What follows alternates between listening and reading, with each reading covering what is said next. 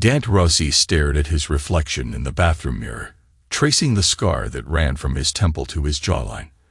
A permanent reminder that trust was a luxury he couldn't afford.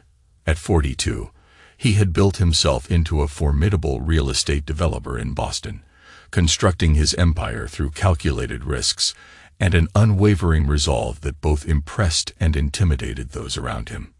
"Daddy, look what I made." Noah burst into the bathroom, his 9-year-old enthusiasm cutting through Don's brooding. The boy held up a detailed model skyscraper constructed from popsicle sticks. Don's stern expression softened, the only transformation anyone ever witnessed in him these days. "That's impressive craftsmanship, Noah. You've got an architect's eye," he said, ruffling his son's hair, noting how the boy had inherited his dark eyes, but thankfully not the coldness that had settled in them over the years. "Mom said it was just a bunch of sticks." Noah's smile dimmed. "Your mother doesn't always appreciate vision," Dant replied carefully, buttoning his tailored shirt. "Keep building. Remember what I told you. Success is just failure that ran out of oxygen." Noah recited, beaming with pride at remembering his father's mantra. From downstairs, Veronica's voice cut through their moment. "Noah, your tutor's here." Dant checked his watch -15 minutes early, like every Thursday for the past month, a pattern he'd noted but hadn't yet addressed. Later that evening, Dante sat in his home office reviewing property documents when Veronica appeared in the doorway. At 38, she remained striking, blonde hair falling in practiced waves, her figure maintained through rigorous discipline at exclusive fitness studios. "Terrence called again," she said, referring to her father. "He wants us at the lake house this weekend." Dant didn't look up. "I have meetings." "Of course you do." The acid in her tone was barely concealed. "You know he's not well, Dant. The doctors gave him 6 months at most." "I'm aware of your father's prognosis," Dant replied evenly. "I'll join you Saturday afternoon." Veronica lingered, her posture stiff. "Why do you always have to be so difficult? Dad's the only reason you have half the properties in your portfolio." "Your father saw potential in me when others didn't," Dant conceded, finally meeting her gaze. "Unlike the rest of your family, who still see me as the orphan street fighter who somehow tricked his way into the Harrington dynasty." "That was 20 years ago." Veronica sighed. "Mother's just traditional." "Traditional," Dant repeated with a humorless smile. "Is that what we're calling Priscilla's particular brand of contempt these days?" Veronica's phone chimed. She checked it, and Dante didn't miss how her expression changed. A softening, a slight flush rising to her cheeks. "That's Bryn about tomorrow's charity committee," she explained too quickly. "I should call her back." Dante nodded, returning to his documents. As she left, he opened his laptop and clicked on an application hidden within subfolders. The screen divided into multiple views showing security camera feeds from throughout their home, a system he'd upgraded personally with modifications no one knew about. That night, while Veronica slept, Dante stood at their bedroom window watching as headlights briefly illuminated the street before turning off halfway down the block. He checked his watch, 2:17 a.m., and made a note in the small black book he kept locked in his desk. 3rd Thursday this month. Same time pattern. Dante didn't believe in coincidences. He believed in patterns, and this one had become unmistakable. The Harrington Lake House stood as a monument to old New England money, a sprawling cedar and stone structure overlooking private shores. Dante navigated his Aston Martin up the winding drive, noting the collection of vehicles already parked in the circular courtyard. He recognized his mother-in-law's Bentley, his brother-in-law's Range Rover, and a midnight blue Tesla he hadn't seen before. Noah bounded from the car the moment it stopped. "Dad, Uncle Leo brought his new boat."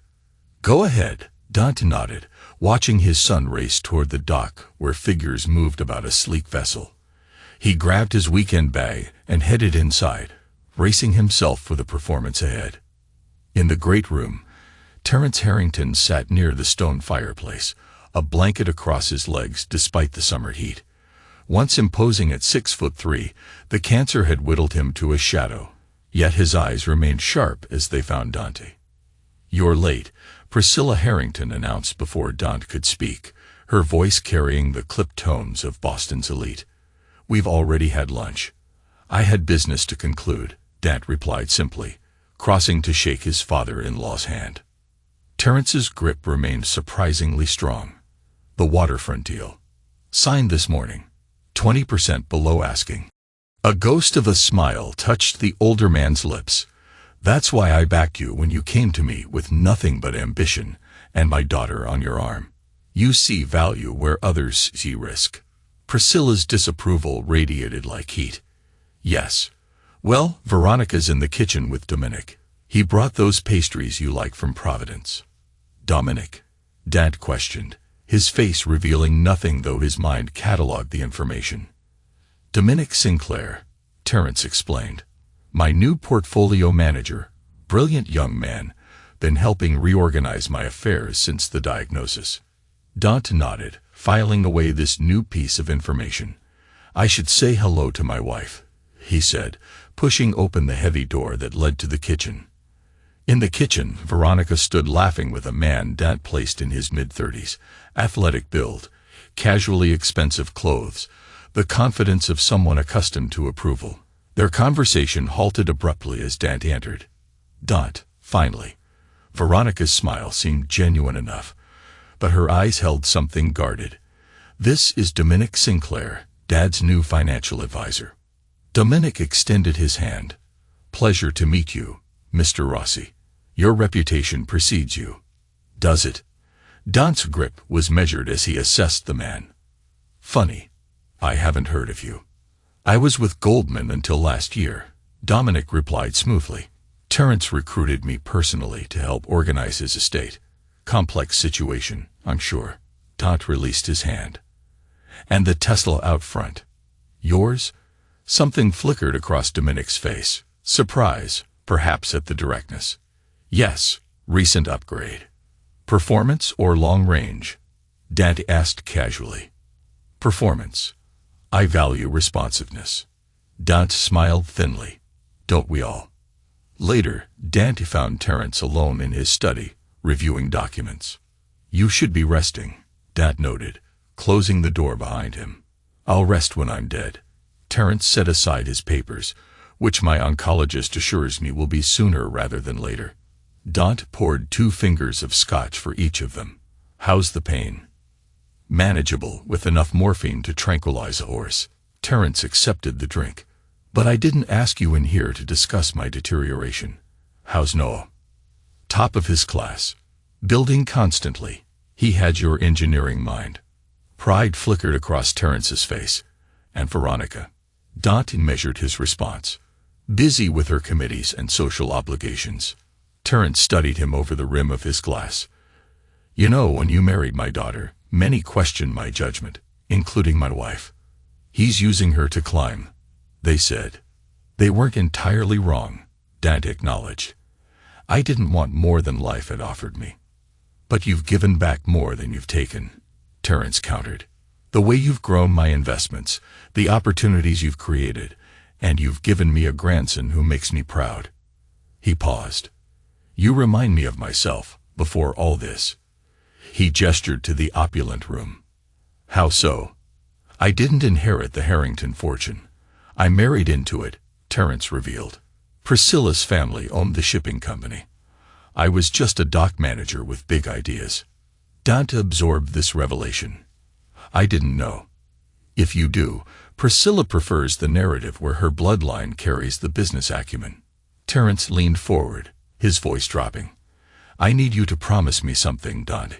When I'm gone, watch over Noah.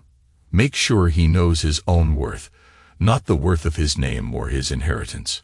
"Of course," Dante agreed, sensing there was more. "And be careful," Terrence added cryptically. "Not everyone in this family shares my respect for you." That night, Dante lay awake beside Veronica, calculating. He'd observed Dominic throughout dinner, noting every small gesture and the way their conversations danced around hidden tensions. The way Dominic's eyes followed Veronica, their seemingly casual conversations that suddenly ceased when others approached, the subtle touch of hands when passing dishes, all of it formed a pattern Dant could no longer ignore. His phone vibrated with a text from a contact simply labeled R. Sinclair started working for Harrington 8 months ago. 2 prior positions, clean record, divorced 3 years. No children. Purchased Tesla 4 months ago. Condominium in Back Bay purchased last month. Cash buyer. Dante typed a response. Continue surveillance. Focus on Thursday evenings.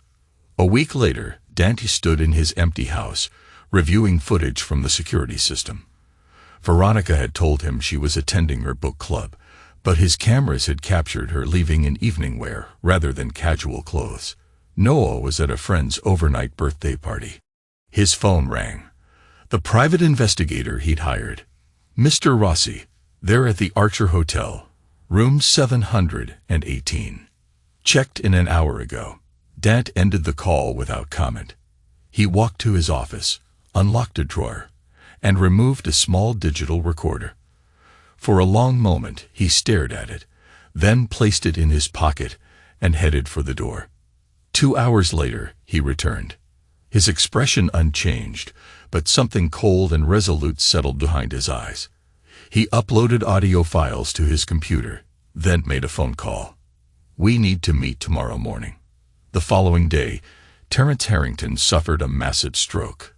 He was rushed to Massachusetts General Hospital and placed on life support. The hospital corridors smelled of antiseptic and dread. Dant stood outside Terence's room, watching through the glass as machines breathed for his father-in-law. Priscilla sat rigidly at the bedside, her perfect posture a defense against collapse. Veronica paced near the window, repeatedly checking her phone. Dad, Noah's voice was small beside him. Is Grandpa going to die? Dant placed a hand on his son's shoulder. The doctors are doing everything they can. But you always say not to avoid answering questions. Noah persisted, his intelligence burning through childish platitudes. Yes, Dant admitted. Your grandfather is dying. Noah nodded solemnly. Mom keeps saying he'll be fine, but I heard the doctor talking. Your mother. Dant chose his words carefully. Sometimes people say things they wish were true instead of what is true. Is that why she told you she was at book club last night when she wasn't? Dante's attention sharpened. What do you mean, Noah? I forgot my overnight bag yesterday and came home to get it. Mom was dressed up, not like for book club. And she was talking on the phone saying she'd be there in 20 minutes and that he was working late again. Dante absorbed this information silently, impressed by his son's observational skills. Noah, there's something important I need you to understand. Adults sometimes keep secrets. Like you do with the cameras. Noah interrupted. Dante stilled. What cameras? The ones in the air vents and behind the bookshelves. Noah replied matter-of-factly. I found the app on your computer when I was looking for my architecture program. He looked up at his father. Are you and Mom getting divorced like Patrick's parents? Before Dante could answer, the door to Terence's room opened and a doctor emerged, his expression grave. Family of Mr. Harrington. They gathered in the small consultation room. Priscilla, Veronica, Dante, and Noah. Dominic hovered near the doorway, his presence unexplained but unchallenged.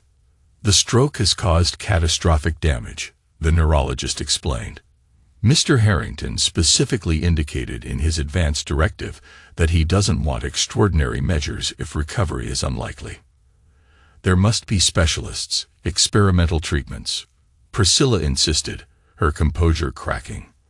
I'm sorry, Mrs. Harrington. Based on his brain activity, even if we maintain life support, there would be no quality of life. Veronica broke into sobs. Dominic moved closer, placing a hand on her shoulder in a gesture that appeared consoling, but lingered too long. Dante observed this, his face impassive. He can't hear us anymore, can he? Dante asked the doctor. We can't be certain, but it's unlikely he's processing auditory information. Dante nodded, then surprised everyone by requesting a moment alone with Terence. In the hushed room, Dant stood beside the bed of the man who had been more father to him than mentor. "They're moving quickly," he said quietly, knowing no response would come. "But I've moved faster. Everything is in place, just as you asked." He placed a hand on Terrence's shoulder. "I'll protect Noah. And I'll make sure the truth comes to light." When the family returned, decisions were made. Life support would be withdrawn the following morning, per Terrence's wishes. As they prepared to leave, Dant noticed Dominic and Veronica exchanging glances, a silent communication that confirmed what he already knew. "Noah, go with your grandmother for a moment," Dant instructed. "I need to speak with your mother." When they were alone in the corridor, Dant studied his wife's face. Grief had smudged her makeup, but something else flickered behind her eyes. Calculation. "You should stay with your mother tonight," he said evenly. "She shouldn't be alone." Relief washed over Veronica's features. "You're right. I'll come home in the morning after it's done." "Take whatever time you need," Dant replied, his tone neutral. "I'll take care of Noah." Veronica attempted to touch his face, a gesture that once would have seemed loving, but now felt performative. "You're being surprisingly supportive." Dant stepped back from her touch. "Family comes first. That's what your father taught me." That night, while Noah slept, Dant worked methodically in his office, organizing files, making calls, transferring data to secure drives. He moved with the quiet purpose of a man preparing for a storm, ensuring that every detail was in order for what was to come. The plan he'd been crafting since discovering Veronica's betrayal was accelerating, forced into motion by Terrence's imminent death. His private phone rang at 2:17 a.m., exactly the time pattern he'd documented. "He's gone," the voice on the other end informed him, peacefully, "about 10 minutes ago." "And the other matter?" "Confirmed. They're together at his condominium. She arrived 30 minutes after leaving the hospital." Dant ended the call, allowing himself a moment of genuine grief for Terrence before returning to his preparations. On his computer screen, a folder labeled Testament contained subfolders organized with military precision. He clicked on one labeled Contingencies and began typing. 3 days later, Terrence Harrington was laid to rest in a private ceremony at the family mausoleum.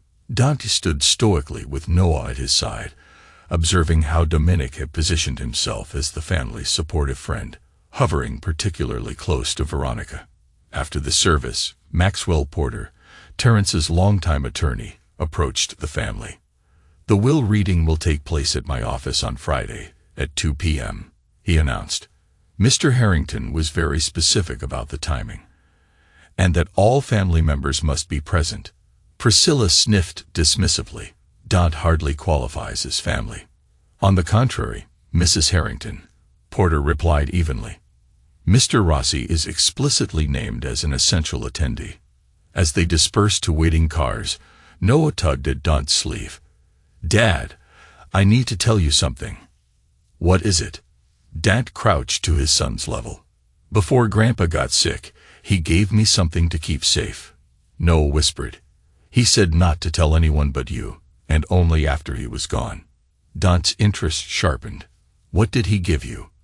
"A flash drive," Noah replied. "He said it was important for when the vultures start circling." Dant's expression remained neutral, even as pieces clicked into place. "You did well to keep it secret, Noah. Where is it now?" "Hidden in my Lego Millennium Falcon.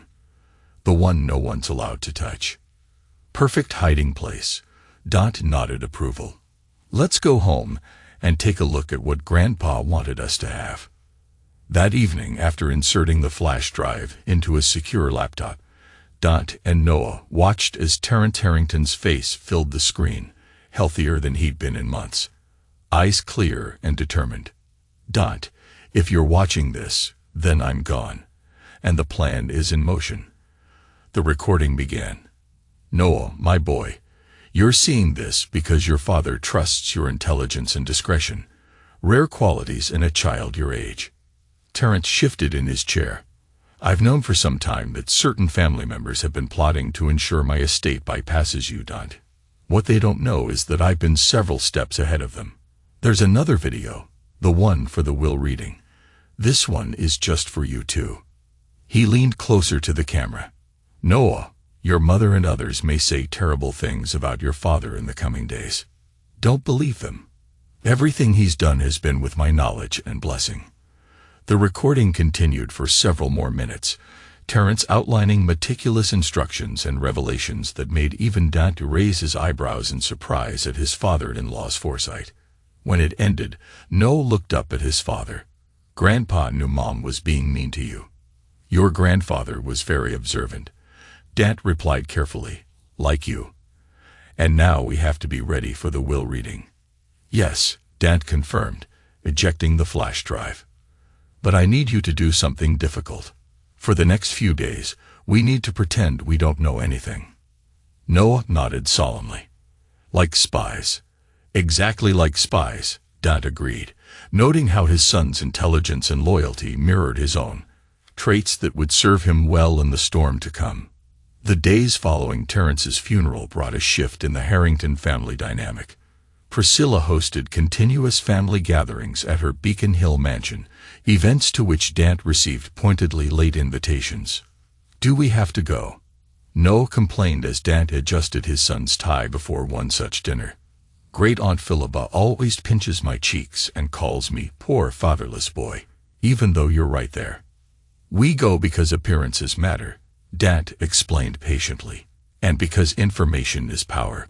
At these gatherings, Dante observed how Veronica had seamlessly integrated Dominic into family conversations. He noted how Priscilla consulted Dominic on financial matters that should have been directed to him. Most tellingly, he cataloged the subtle touches, private smiles, and strategic departures that Veronica and Dominic thought went unnoticed. Dante maintained his composed facade while gathering intelligence. He recorded conversations, documented interactions, and carefully observed which family members aligned themselves with which factions. His years navigating Boston's cutthroat real estate market had taught him to identify vulnerabilities, knowledge he now deployed against his own family. 4 days before the will reading, Dante arrived at the Harrington investment office unannounced. He bypassed Priscilla's new executive assistant, hired suspiciously quickly after Terence's death, and walked directly into what had been his father-in-law's office. Dominic looked up from behind Terence's desk, surprise quickly masked by a practiced smile. Dante, what brings you by? Interesting choice of seating, Dante remarked, noting how Dominic had already moved personal items into the space. Just reviewing some files for Priscilla, Dominic replied smoothly, standing. She's asked me to organize Terence's pending deals before the transition. Transition, Dante repeated, remaining by the door. Fascinating term for inheritance disputes. Dominic's smile tightened. No one's disputing anything. The family's simply preparing for continuity. And where exactly do you fit into this family's continuity? Dante asked, his gaze unwavering as the room seemed to tighten with tension.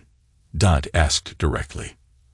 I was Terence's trusted advisor, Dominic replied, a hint of defensiveness creeping into his tone. Priscilla has asked me to continue in that capacity. Among other capacities, I imagine, Dante commented, watching discomfort flicker across the other man's face. Tell me, Dominic, does your financial expertise extend to property seizures, asset redistribution, or are those Veronica's contributions to your pillow talk? The facade cracked momentarily, shock and anger flashing in Dominic's eyes before he regained composure. I don't know what you think you know. I know everything, Dante interrupted calmly. The question isn't what I know. It's what I plan to do with that knowledge. He turned to leave, then paused. One more thing. The West End Heights project that's been giving you trouble. Terence wanted environmental studies completed before breaking ground. You'll find the documentation in the third drawer, left side. Dominic's expression confirmed Dante's suspicion. He'd been searching for exactly those papers. How did you? Unlike you, Dante replied. I actually listened when Terence spoke. That evening, Dante found Noah in his room, meticulously working on a detailed sketch of what appeared to be the family tree. What's this project? Dante inquired, sitting beside his son. Not for school, Noah admitted. I'm tracking who talks to who at great-grandma's dinners. See, he pointed to lines connecting different names. These people always agree with each other, and these ones never talk directly. Dante studied the diagram with genuine admiration. You've been paying close attention. Like you taught me, Noah nodded. I also heard something yesterday when I was supposed to be playing in the garden. What did you hear? Uncle Leo told Mom that everything's arranged for Friday, and that the bastard won't know what hit him. Noah looked up with concern. They were talking about you, weren't they? Dante nodded, impressed by his son's perception. Yes, they were. Are they going to take all Grandpa's money away from us? Noah asked directly. They're certainly planning to try, Dante acknowledged. But we have Grandpa's video, Noah reasoned. And you already knew what they were doing. Yes, Dante confirmed. Which gives us an advantage they don't realize we have. Noah considered this. Like in chess, they think they're about to checkmate, but you've seen 10 moves ahead. Pride swelled in Dante's chest. Exactly like that. Noah hesitated, then asked, Mom doesn't really love us anymore, does she? The directness of the question caught Dante off guard. He considered softening the truth, but remembered his promise never to lie to his son. Your mother loves you, Noah. But sometimes adults make choices based on what they want rather than what they should do. And she wants to be with Mr. Sinclair instead of us, Noah concluded. It appears that way, Dante agreed. Noah nodded, surprisingly composed. Is that why you put the tracker on her car? And why you have the recordings? Dante raised an eyebrow. You've been very observant. I saw you under her car last month, Noah explained. And I found the voice recordings when I was looking for my game controller in your office. Rather than admonishing his son, Dante made a decision. Noah, there are things happening that are complicated. Adult problems. But you've shown me that you understand more than I've given you credit for. I'm not a baby, Noah stated firmly. No, you're not, Dante agreed. Which is why I'm going to tell you something important. The will reading on Friday isn't going to go the way your mother and grandmother expect. But for our plan to work, we need to continue acting like we don't know anything. What's going to happen? Noah asked, eyes wide with curiosity. Justice, Dad replied simply. Now, there's something specific I need you to do at the reading. Thursday evening, the night before the will reading, Dante sat in his parked car 3 blocks from Dominic's Back Bay condominium. Through binoculars, he watched as Veronica's Mercedes pulled into the private garage beneath the building. His phone buzzed with a text from our subject. B arrived at location. Will maintain surveillance until morning as instructed. Dante started his car and drove to a different destination, a modest apartment building in Somerville. He took the elevator to the 3rd floor and knocked on door 314. Maxwell Porter, Terrence's attorney, opened the door, appearing unsurprised. Right on time. Come in. The apartment was clearly not Porter's residence, but a temporary space. Minimal furniture, no personal touches. A secure briefcase sat on the dining table alongside several folders. Is everything prepared? Dad asked, declining Porter's offer of a drink. Exactly as Terrence instructed, Porter confirmed, opening the briefcase to reveal documents and a sealed USB drive. The official will that everyone expects, and the video addendum that no one does, except you, of course. And Noah, Dante added. Porter raised an eyebrow. You've involved your son in this. Noah involved himself, Dante explained. He's more perceptive than most adults I know. Like father, like son, Porter remarked, resealing the briefcase. Terrence spoke highly of the boy. Dante nodded. He's the reason I'm proceeding with this plan, rather than handling matters more directly. Understanding passed between the men. Porter had known Dante long enough to recognize the dangerous edge beneath his controlled exterior. Your restraint is commendable, Porter observed, given what they've planned for you. I prefer precision to passion, Dante replied.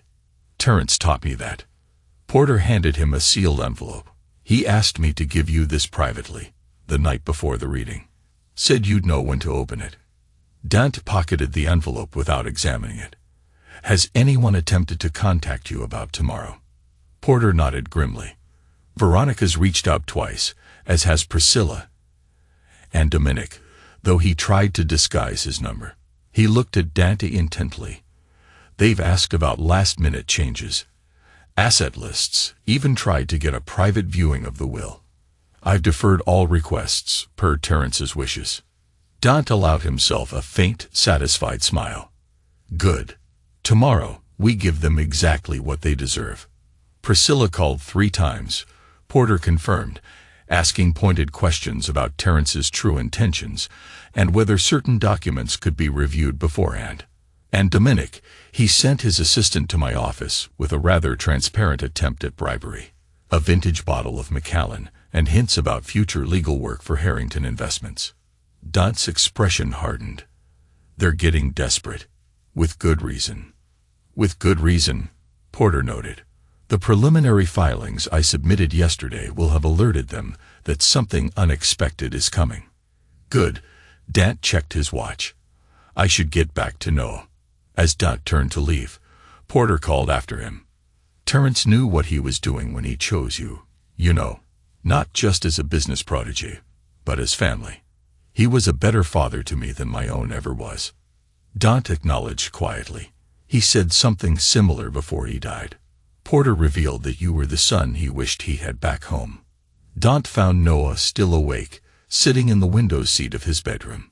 Mom's not coming home again, is she? Noah asked without turning around. No, Dante confirmed, sitting beside his son. Not tonight. Noah nodded, unsurprised. I packed some of my important stuff in my backpack, just in case we have to leave after tomorrow. The simple statement revealed how deeply Noah understood the situation. Dante put an arm around his son's shoulders. Smart thinking. But whatever happens tomorrow, remember that I've planned for every possibility. Even if they try to take everything away. Especially then, Dante assured him. Trust me, Noah. By this time tomorrow, everything will be different. But you and I will be fine. After Noah finally fell asleep, Dante retreated to his office and opened Terence's envelope. Inside was a handwritten letter and a small key. The letter read, Dante, if you're reading this, then tomorrow's reckoning is at hand. The enclosed key opens a safety deposit box at Commonwealth Trust. Box number 70 to 721.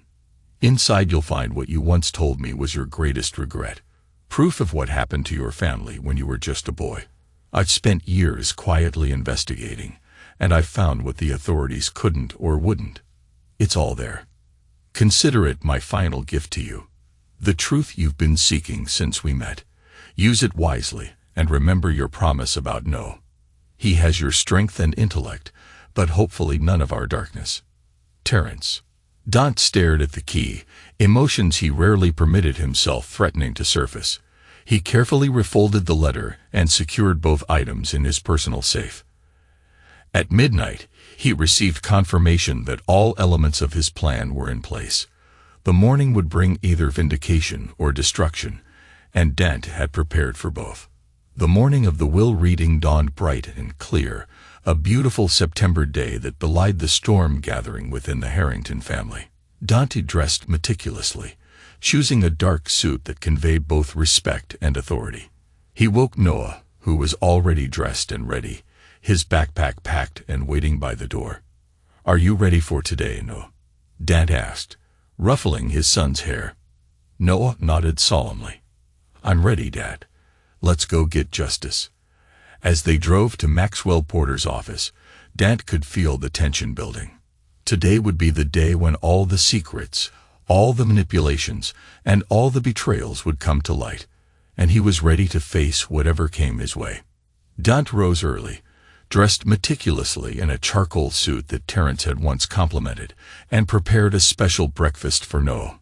Big day, he said, placing chocolate chip pancakes, a rare treat, in front of his son.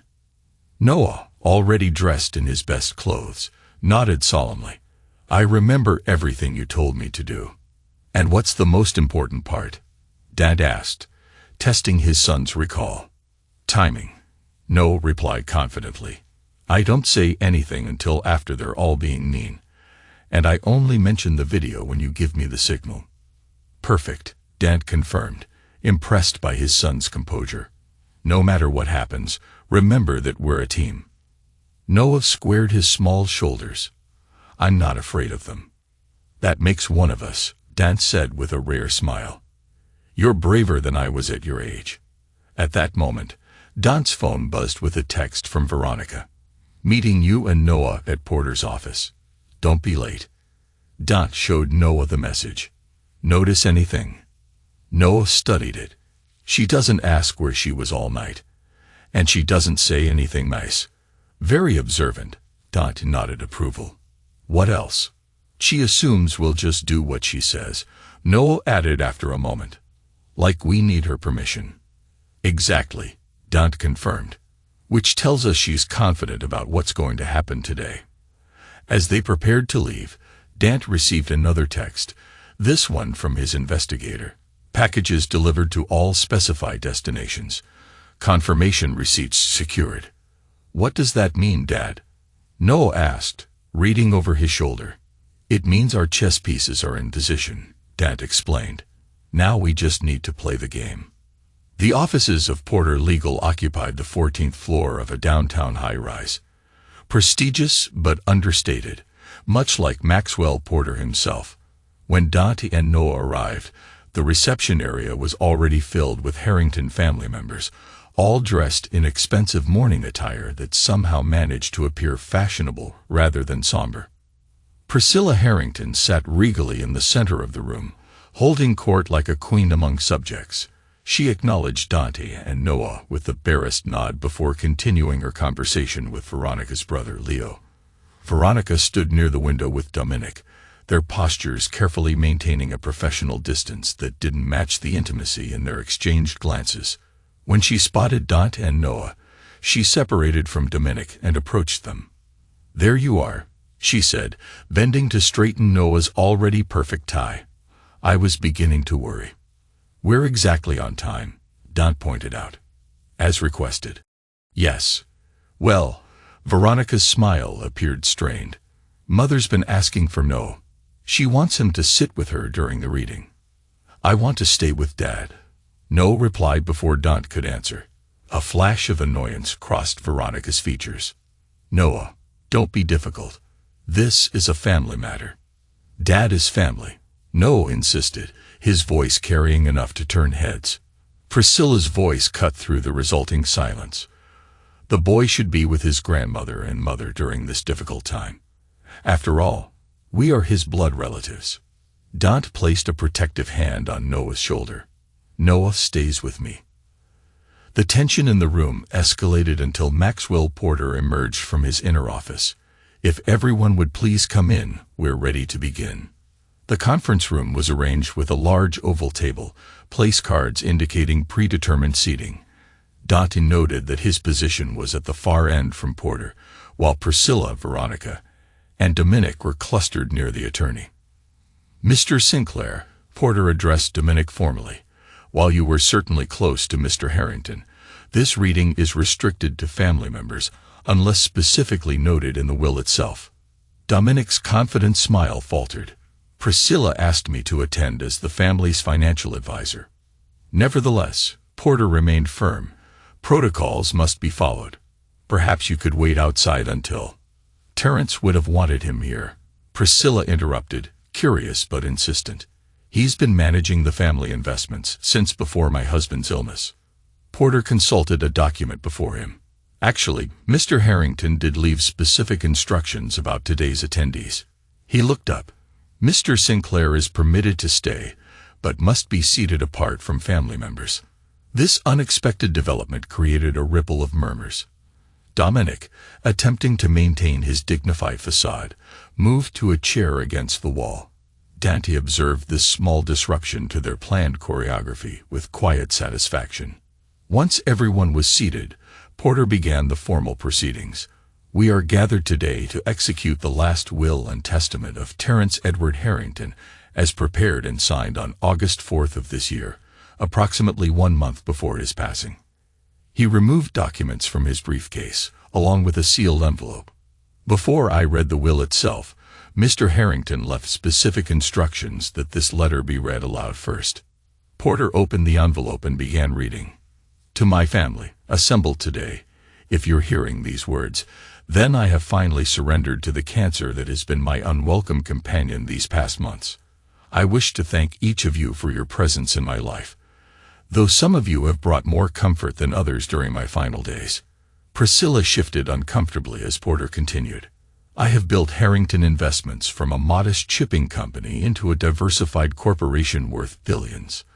The question of succession has weighed heavily on me, particularly as I observed the various ambitions and machinations around me as my health declined.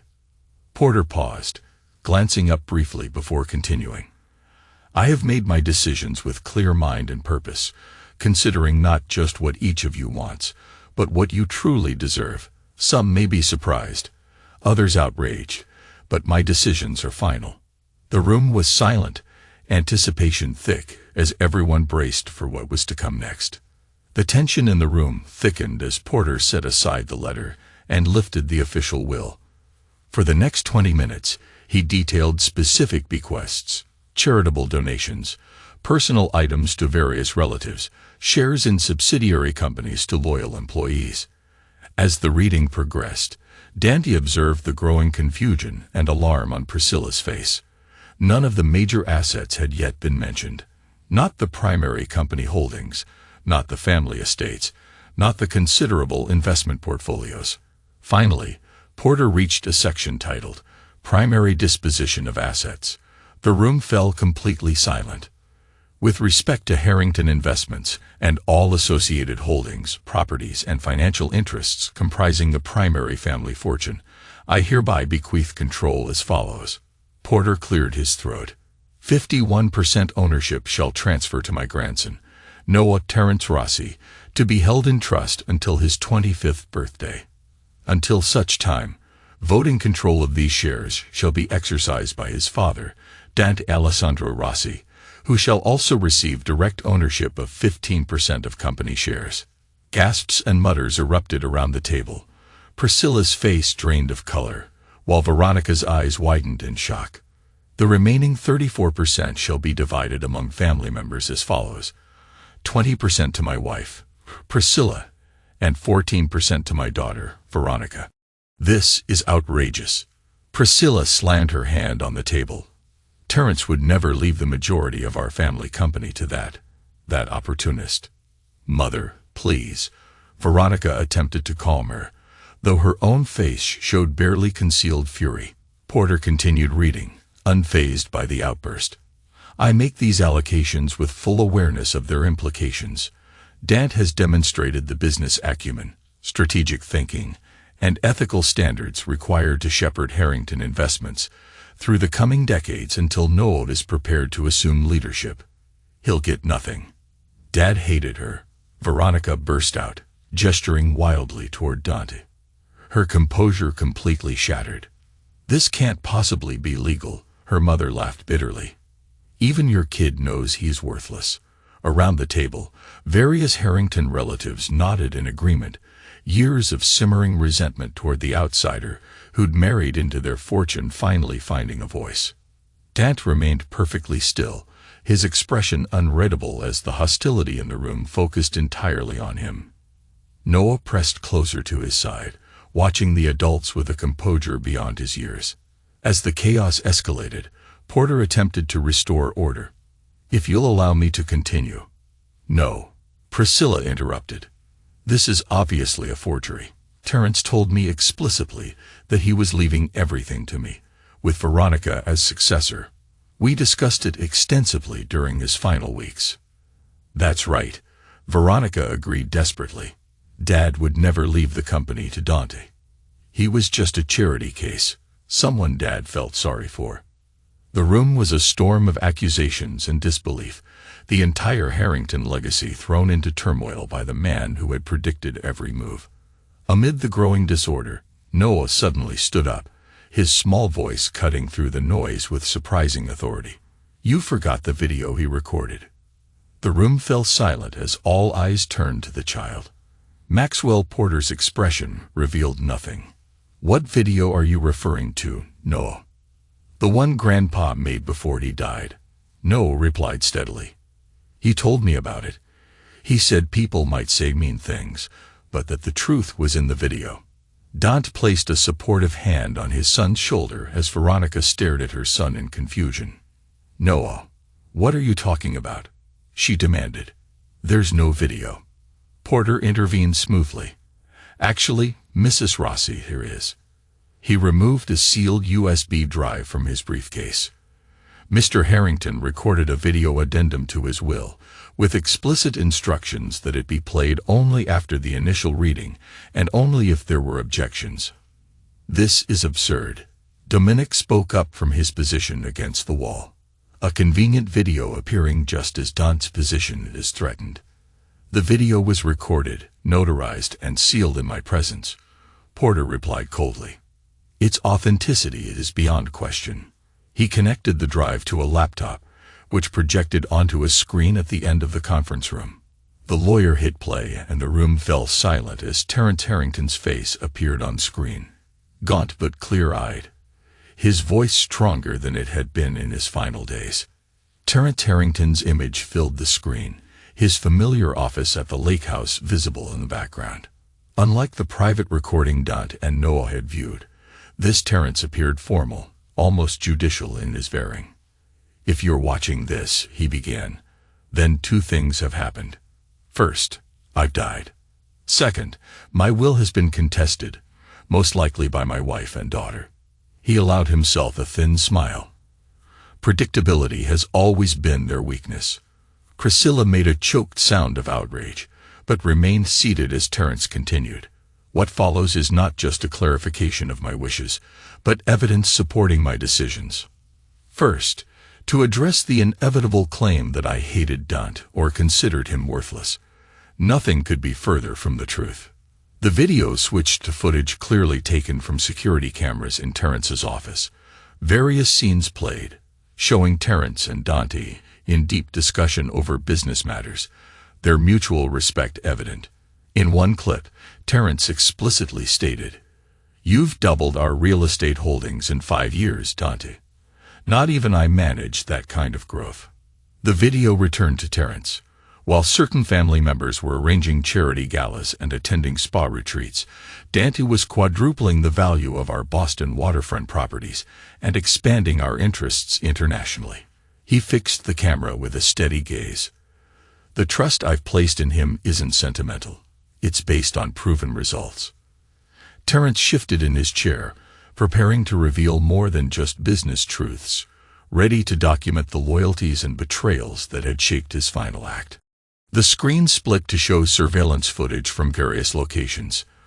Veronica and Dominic in intimate embraces in his office, his apartment, hotel rooms.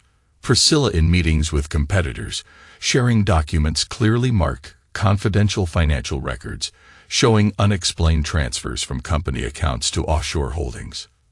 "For 18 months, Terence continued, his voice hardening, "my wife and daughter have been systematically preparing to strip Dante of his position and his rightful share once I died.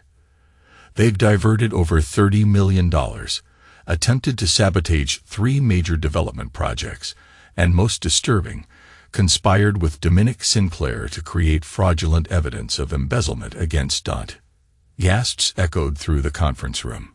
Veronica had gone deathly pale, while Dominic stared at the screen in open horror. "What you didn't know," Terence continued implacably, "is that I've been aware of your schemes from the beginning. Not just your business betrayals, but your personal ones as well." The footage shifted to Veronica and Dominic in Terence's own study at the lake house, searching through his desk.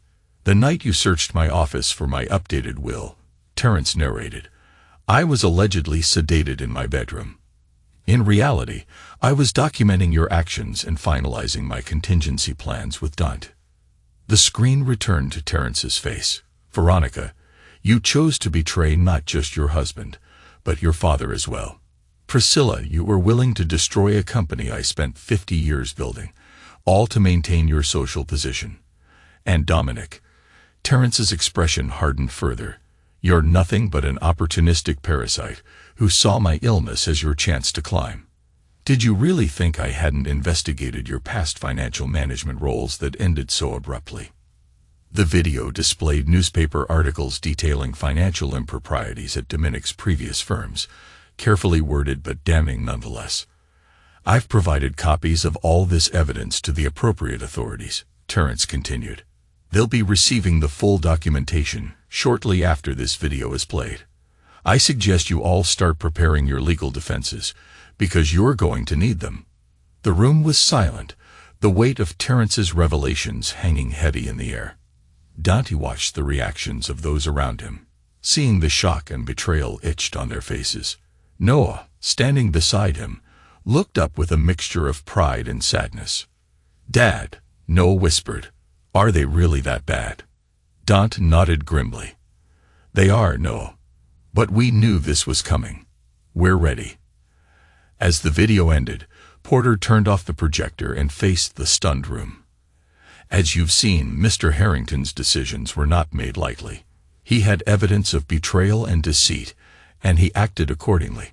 The will stands as it is, and any attempts to contest it will be met with the full force of the law, backed by the evidence Mr. Harrington has provided. Priscilla, her face a mask of fury, stood up abruptly. "This is not over," she hissed. "We will fight this. We will expose Dante for the fraud he is." Veronica, tears streaming down her face, looked at Dante with a mix of anger and despair. "How could you do this to us?" she cried. "To your own family." Dante's expression remained calm and resolute. "You stopped being my family the moment you chose greed and betrayal over loyalty and love." Terrence saw the truth. "And so do I, Noah, and I will move forward. And we will build a future based on honesty and integrity, something you clearly know nothing about." With that, Dante took Noah's hand and led him out of the room, leaving behind a storm of accusations and disbelief. As they walked away, Dante knew that the battle was far from over, but he was ready to face whatever came next. Whether they pursue charges will depend on how you all conduct yourselves moving forward. Porter has full instructions.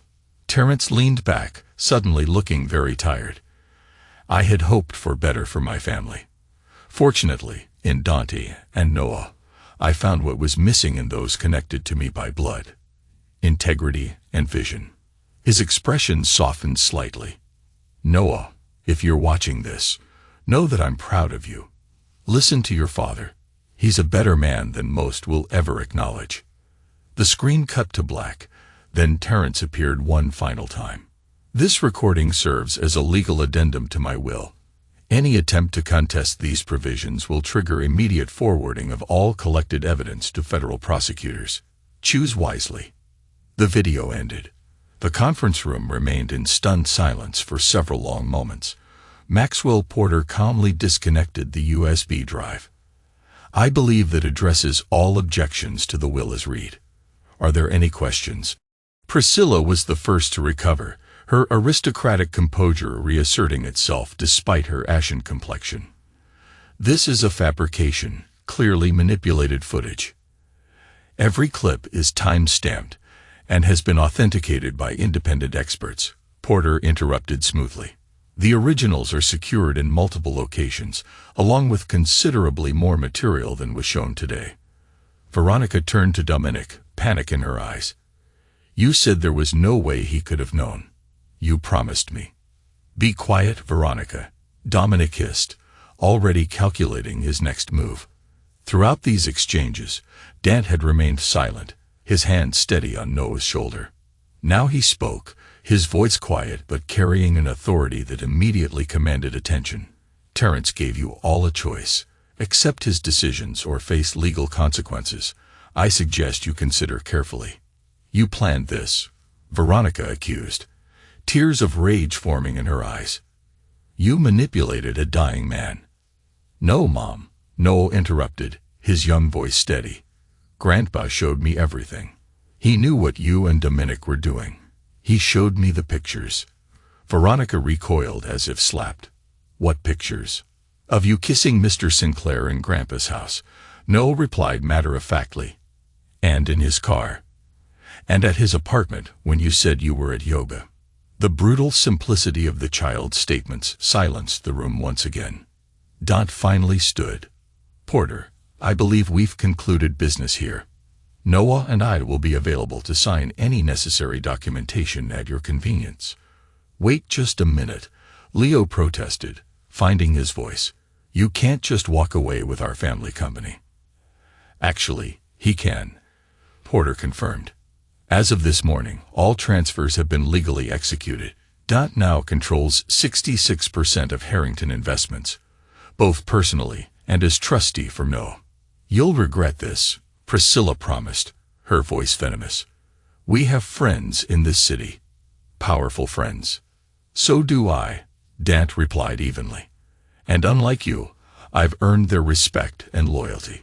Unlike you, I've earned their respect and loyalty. I suggest you all think very carefully about your next moves, because I assure you, I'm prepared for whatever comes next, and I won't hesitate to use every resource at my disposal to protect what's mine and what's Noah's. With that, Dante took Noah's hand and led him out of the room, leaving behind a storm of accusations and disbelief. As they walked away, Dante knew that the battle was far from over, but he was ready to face whatever came next. He had the truth on his side, and that was all the advantage he needed. And unlike yours, mine aren't fair with her allies interested only in your social connections. He turned to Noah, ready to go. Noah nodded, gathering his backpack. As they moved toward the door, Veronica made a desperate lunge for her son. Noah, you can't leave with him. I'm your mother. Dante smoothly intercepted her. Custody arrangements will be addressed separately, Veronica. I suggest you retain counsel. You think you can take my son? She hissed, abandoning all pretense of dignity. After everything you've done, I've done nothing except protect Noah and honor Terrence's wishes, Dante replied coldly. You're the one who needs to explain your actions to Noah, to the courts, and possibly to prosecutors. As they left the conference room, the sounds of chaos erupted behind them. Accusations, denials, threats. Noah walked beside his father, his small hand trustingly in Dante's larger one. Did we win, Dad? He asked quietly in the elevator. Dante looked down at his son, seeing strength and intelligence beyond his years. The battle, yes, but the war is just beginning. The aftermath of the will reading unfolded with the precision Dante had anticipated. Within hours, Boston's elite social circles buzzed with rumors. By evening, business publications had picked up the story of the Harrington succession surprise. Within days, Harrington Investments announced a restructuring under new leadership. Dante moved methodically, implementing changes he and Terrence had planned for months. He installed trusted executives, reviewed all ongoing projects, and ordered comprehensive audits of departments where Priscilla or Veronica had exercised influence. At home, changes were equally swift. The morning after the will reading, Dante had the locks changed and security systems upgraded. Veronica's personal items were packed by a professional service and delivered to Dominic's condominium. She hasn't even called, Noah observed on the third day, watching from the window as another delivery of his mother's belongings was loaded into a van. She's been busy, Dante explained neutrally. Her lawyer has been in contact with mine. In truth, Veronica had called, not to speak with Noah, but to alternately threaten and attempt to negotiate with Dante. He had recorded every conversation, directed all substantive matters to his attorneys, and refused to engage with her emotional manipulations. A week after the will reading, Dante sat in Terrence's former office, now his, reviewing reports when his assistant announced Maxwell Porter's arrival. The vultures are circling, Porter informed him without preamble, setting a folder on Dante's desk. Priscilla has engaged Sullivan from Bradshaw and Sullivan. Veronica's using Patricia Morgan. Expensive choices. What are they pursuing? Dante noted, unsurprised. Priscilla wants the will invalidated, claiming undue influence and diminished capacity.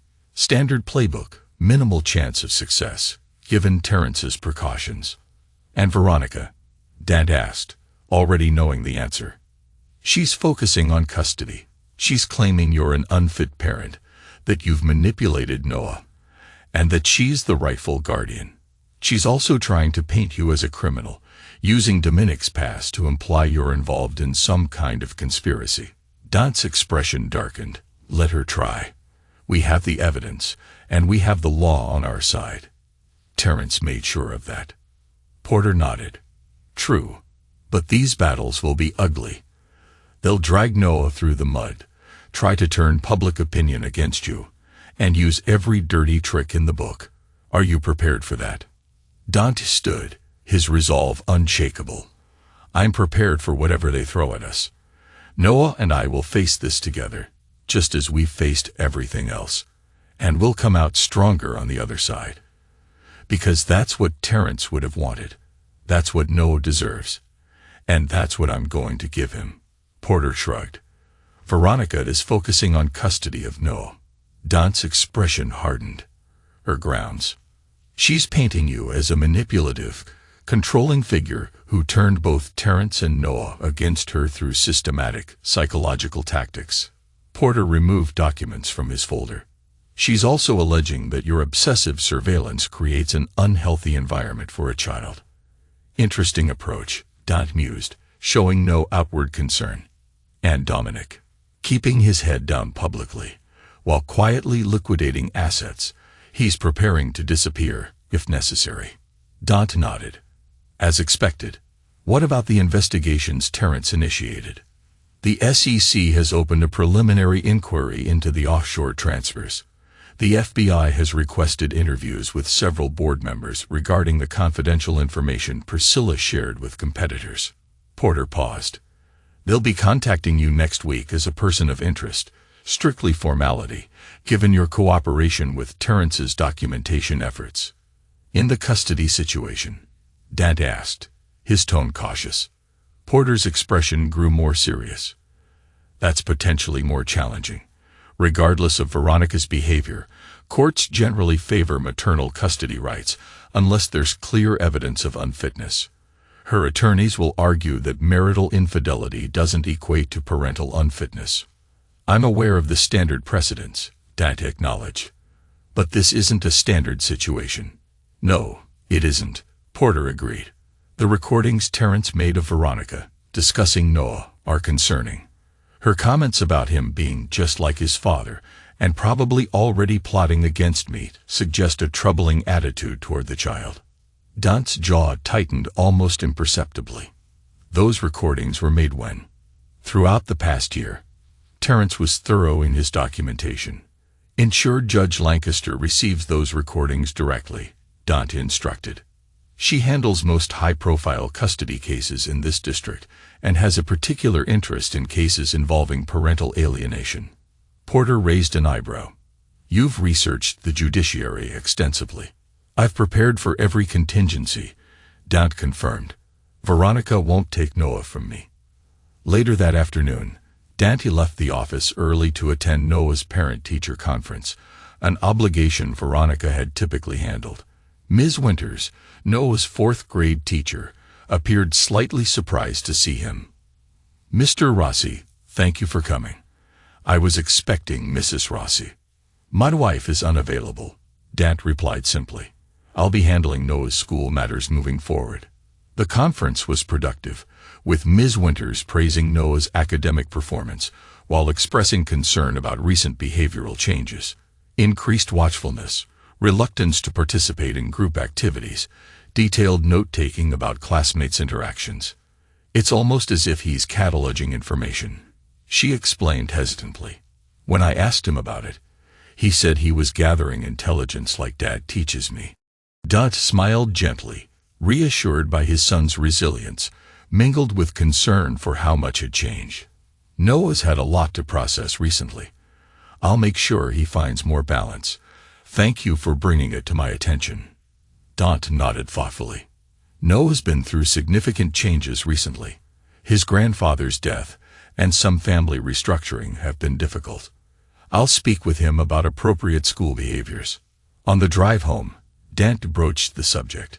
Ms. Winters mentioned you've been taking notes on your classmates. Noah didn't appear surprised or embarrassed. I'm practicing observation skills.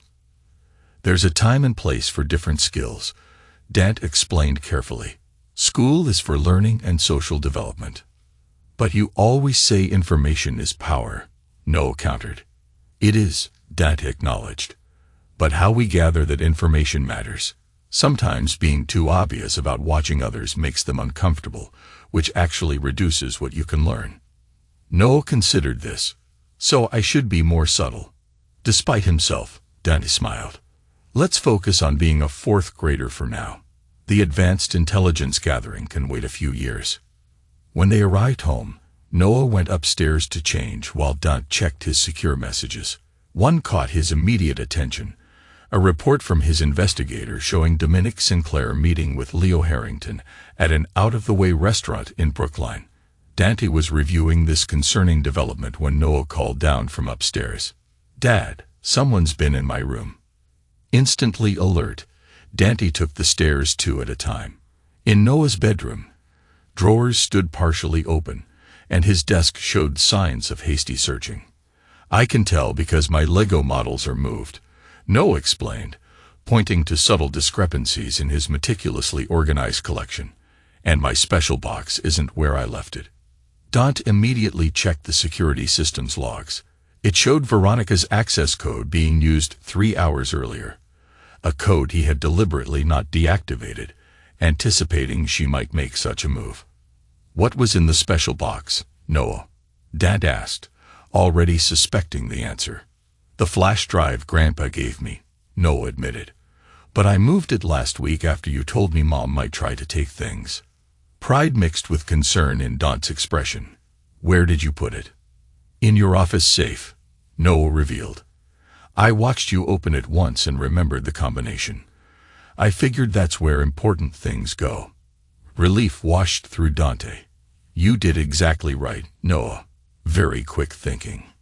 He made an immediate call to his security team, ordering the installation of a sophisticated surveillance system throughout the house. Within hours, additional cameras and motion sensors were in place, and all access codes except Dant's and Noah's had been purged from the system. That evening, as Noah slept with Dant keeping watch from a chair in the corner of his room, Dant's phone rang with a number he recognized. Veronica. Where is it? She demanded without preamble.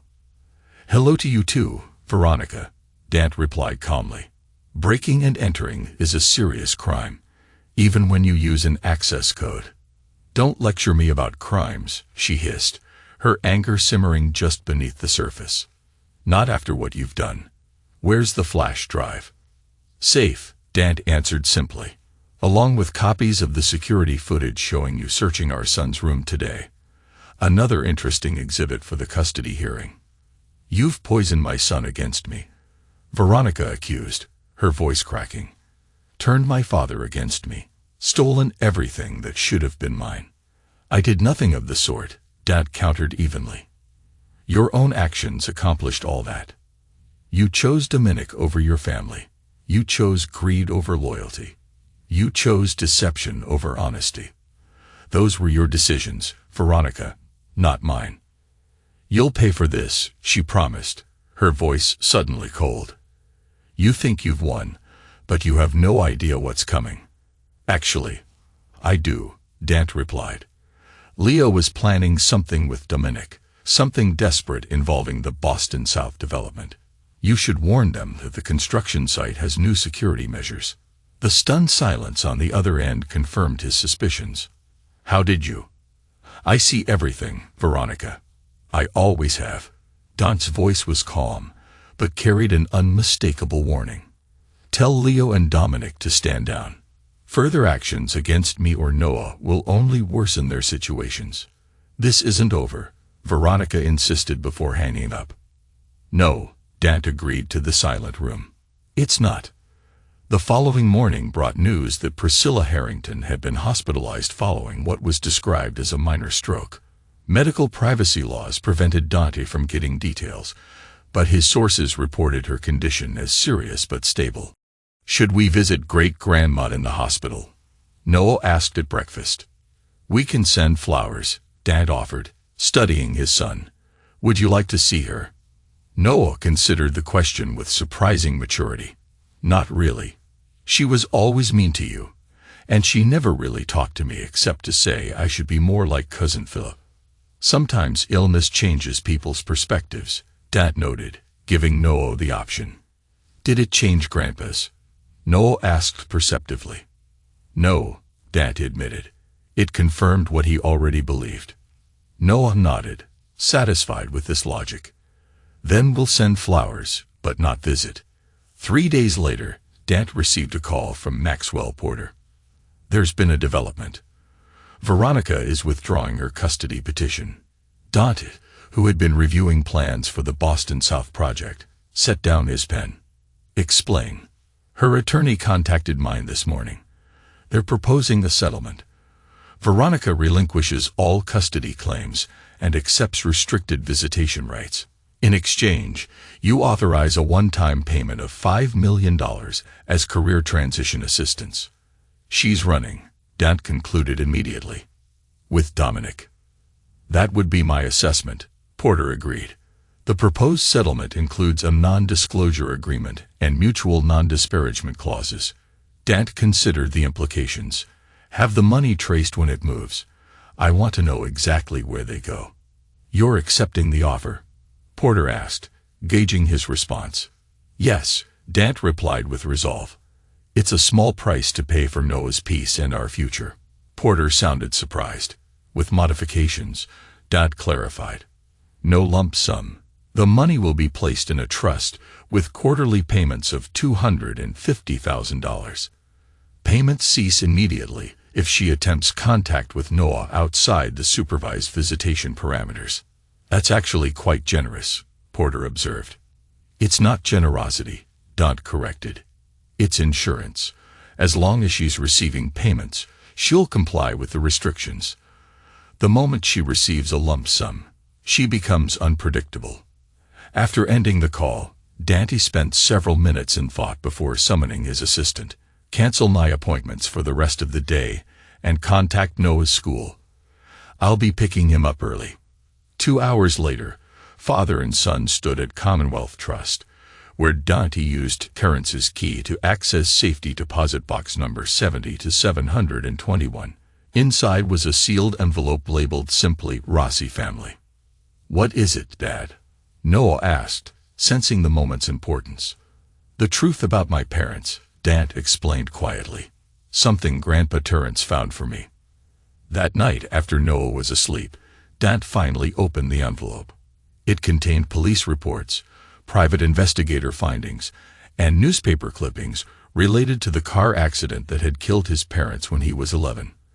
An accident that had never seemed truly accidental to the orphan boy. The documents confirmed what Dant had suspected for decades. The brake lines had been cut. The crash had been orchestrated by business rivals of his father's small construction company. Names were listed, evidence outlined. Connections exposed, all leading to a prominent Boston family, whose patriarch had died just 3 years earlier, taking accountability to the grave. Dant read every document twice, then carefully resealed them. Justice in that matter had become impossible, but Terrence's final gift had at least provided closure. It also reinforced for Dant the importance of protecting Noah from those who would cause him harm, no matter who they were. 3 months after the will reading, Boston experienced its first major snowfall of the season. Dante stood at his office window, watching the flakes accumulate on the streets below as his phone rang with a call he'd been expecting. "It's done," his investigator reported. They took the bait. Dominic accessed the fabricated server files using the credentials your IT team planted, and the monitoring software installed successfully when he downloaded what he thought were confidential development plans. "We now have complete access to his laptop and phone." Dant nodded in satisfaction. Maintain surveillance. Let me know when they make their move. The trap had been meticulously designed over weeks. Following the custody settlement, Veronica and Dominic had indeed fled Boston, first to New York, then to Miami. They had been tracked every step of the way, their communications monitored, and their movements anticipated. Dant had ensured that every contingency was covered, every potential threat neutralized. Now, as the snow fell outside, Dant prepared for the final confrontation. He had the evidence, the leverage, and the resolve to see this through to the end. For Noah, for Terence, and for the truth that had been buried for too long. The storm outside mirrored the one brewing within the Harrington family, and Dante was ready to face it head-on. But Dant had known they wouldn't stay away permanently, not with their thirst for revenge, and Dominic's financial situation deteriorating as his reputation in financial circles collapsed. The bait, seemingly vulnerable server access to Harrington Investments' planned waterfront development, had been Dominic's last hope of recovering his losses. The files contained enough authentic information to appear legitimate, while the supposedly confidential investor lists and financial projections were carefully crafted fiction. That evening, Dante took Noah to the symphony, a tradition they had established in recent months. The boy had shown surprising appreciation for classical music, another trait that reminded Dante of Terence. "Dad," Noah whispered during intermission, "that man 3 rows behind us keeps looking at us." Dante, who had already noted the individual in question, nodded approvingly at his son's awareness. "Good observation. He works for your great-grandmother. Is he spying on us?" "Gathering information," Dante corrected mildly. "Priscilla wants to know how we're doing." Since her stroke, Priscilla Harrington had retreated from public life, recuperating in her Beacon Hill mansion. Her legal challenges to the will had been quietly withdrawn after Porter delivered a detailed dossier of her financial improprieties to her attorneys. "Should we say hello to him?" Noah asked. "No," Dant replied, "but we'll give him something interesting to report." As they left the symphony hall, Dant deliberately walked past the man, pausing just long enough to say, "Tell Priscilla that Noah enjoyed Tchaikovsky immensely. Perhaps she'd like to hear him play piano sometime, if she can behave appropriately." The man's stunned expression confirmed he hadn't expected to be identified so easily. 2 weeks later, as Christmas approached, Noah came home from school with an unexpected request. "Mom called me today," he announced during dinner. Dant immediately set down his fork. "She called you directly?" "At school." Noah nodded. "During lunch. She said she misses me and wants to see me for Christmas. She said I could bring presents for her and Uncle Dominic to the park on Saturday." Dant maintained a calm exterior despite his fury at this violation of the custody agreement. "What did you tell her?" "That I needed to ask you first," Noah replied. "And that she wasn't supposed to call me without permission." "You handled that perfectly," Dant assured him. "How did that make you feel, hearing from her?" Noah considered the question seriously. "Weird, like she was a stranger pretending to know me." He hesitated. "She sounded different. Kind of desperate." Dant nodded, filing this information away. "Would you like to see her on Saturday?" "No," Noah answered without hesitation. "It feels like a trap." Pride mingled with concern in Dant's chest. His son was developing the same instincts that had kept Dante alive and successful. But he wondered if such wariness was healthy in a child so young. In the quiet of their home that night, he promised himself that he would, one day, give Noah back the safety and peace that he deserved. "We'll respect your decision," Dant assured him. "I'll have Mr. Porter handle the communication." Later that night, Dant received the alert he'd been anticipating. Dominic had activated the compromised server access from a hotel IP address in Cambridge. Live monitoring showed him downloading financial data related to Harrington's new development. Data deliberately salted with proprietary information that would trigger federal securities violations when used. Dante made 3 calls in sequence. First to his security team, then to Porter, and finally to an FBI contact Terence had cultivated years earlier. The trap was sprung. At dawn, federal agents arrested Dominic Sinclair in the lobby of the Cambridge Royal Hotel. The charges: corporate espionage, attempted securities fraud, and conspiracy. His laptop contained not only the planted evidence, but also emails revealing his and Veronica's plans to use the stolen information to sabotage the waterfront project. Veronica managed to evade the initial arrest, having left the hotel hours earlier. But her options were rapidly diminishing as her accounts were frozen and her face appeared on law enforcement bulletins. 3 days later, as Dant worked late in his home office, the security system alerted him to movement on the property perimeter. The cameras showed a hooded figure approaching the house from the garden side, a figure whose gait he immediately recognized despite the disguise. Rather than triggering the alarm, Dant disabled the internal security system for 3 minutes. He sat calmly at his desk, a glass of scotch in hand. As Veronica slipped in through the garden door, using an old service key she must have kept, she found him waiting. "You should have changed all the locks," she said, her voice hollow with exhaustion and defeat. "I knew you'd find a way in regardless," Dant replied evenly. "And I'd wanted this conversation." Veronica looked haggard, her designer clothes replaced by nondescript attire. Her once perfect hair now dyed brown and cut short. "Where's Noah?" she asked, her voice trembling slightly. "Safe," Dant assured her. "And not here." She nodded, sinking into a chair across from him. "Dominic's been arrested." "Yes, you set him up." "I created an opportunity," Dant corrected. "He made his own choices." Veronica studied him with red-rimmed eyes. "You've taken everything from me." "You had everything," Dant countered calmly. "A husband who provided for you, a son who adored you, a father who indulged you. You threw it all away." "For what?" she asked bitterly. "A younger man who actually desired me."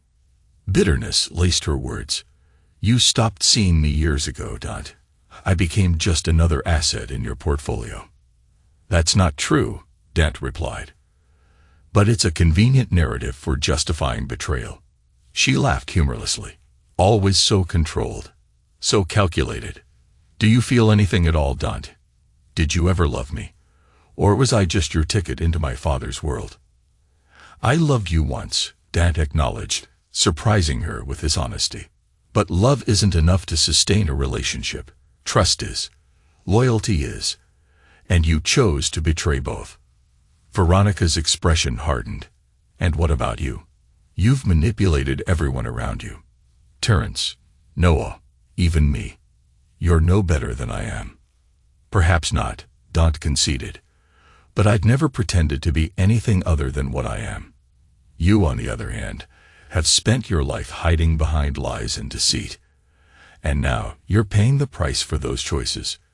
Veronica stood, her resolve crumbling. "I just want to see Noah. One last time."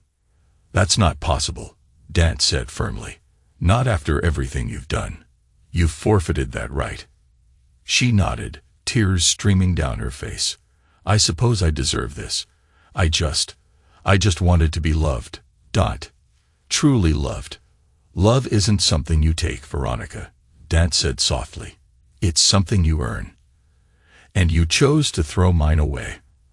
As she turned to leave, Dant made one final offer. "If you surrender peacefully, I'll make sure no one knows you loved him. That you made mistakes, but that you cared. It's the best I can do." Veronica paused at the door, her back to him. "Tell him I'm sorry.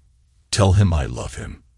And with that, she slipped out into the night, leaving behind a trail of shattered dreams and broken promises. Dant watched her go, a sense of finality washing over him. The battle was over, and he had won. But the victory tasted bitter, for it had come at the cost of a love that could have been, but never was. "Before you showed me who you really are." Silence stretched between them, years of resentment and lies filling the space. "I need money," Veronica finally said. "Enough to disappear somewhere they won't find me." "Who is they?" Dant asked, though he already knew. "The people Dominic borrowed from," she admitted. "They're not the type who accept excuses." Dante studied her for a long moment. You came here hoping I'd help you escape the consequences of your actions. Again. You're still Noah's father, she tried, her voice pleading. Whatever happened between us? Stop, Dante interrupted, his voice suddenly hard.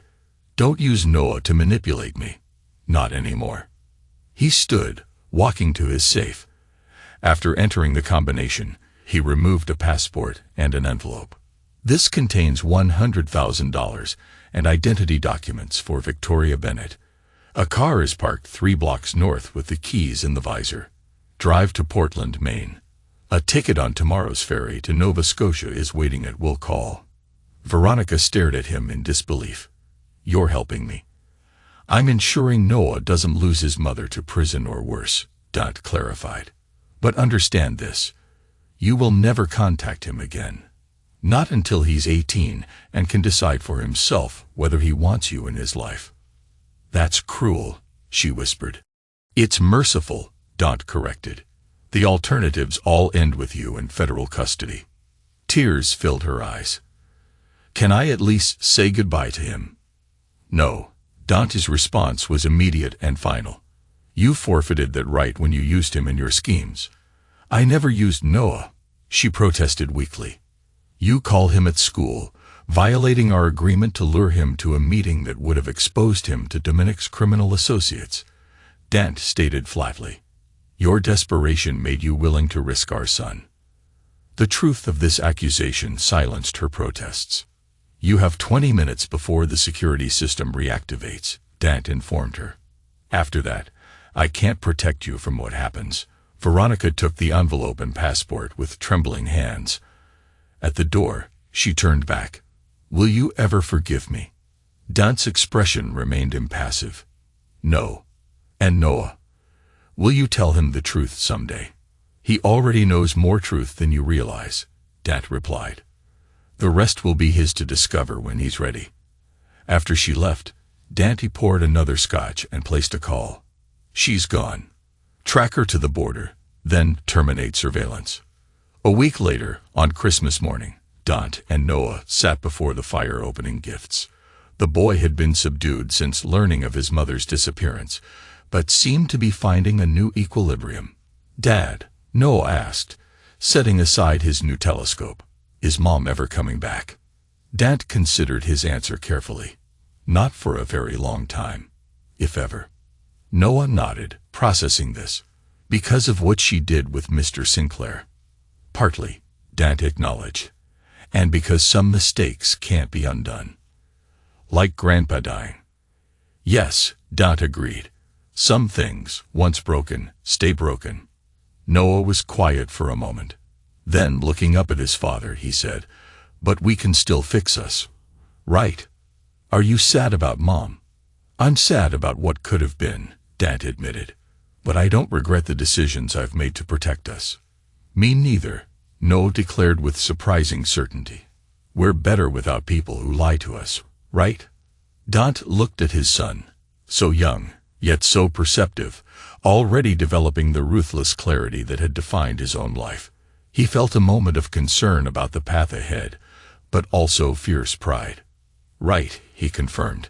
We build our lives with people we can trust. Everyone else is just passing through. As the snow fell outside their window, father and son continued opening presents, their future stretching before them. A future built on the foundation of uncompromising principles that both protected and isolated them from a world of potential betrayals. In his office safe, alongside Terrence's revelations about his parents' deaths, Dante had placed a new file, one containing evidence of every illegal and unethical action he'd taken to ensure his and Noah's security. Someday, when Noah was ready, he would share these truths as well, completing his son's education in the realities of power, justice, and the necessity of zero forgiveness. And so, as winter wrapped its silence around Boston, Dante and Noah sat together before the fire, unbreakable, building their own legacy, one forged in truth, loyalty, and hard-earned wisdom.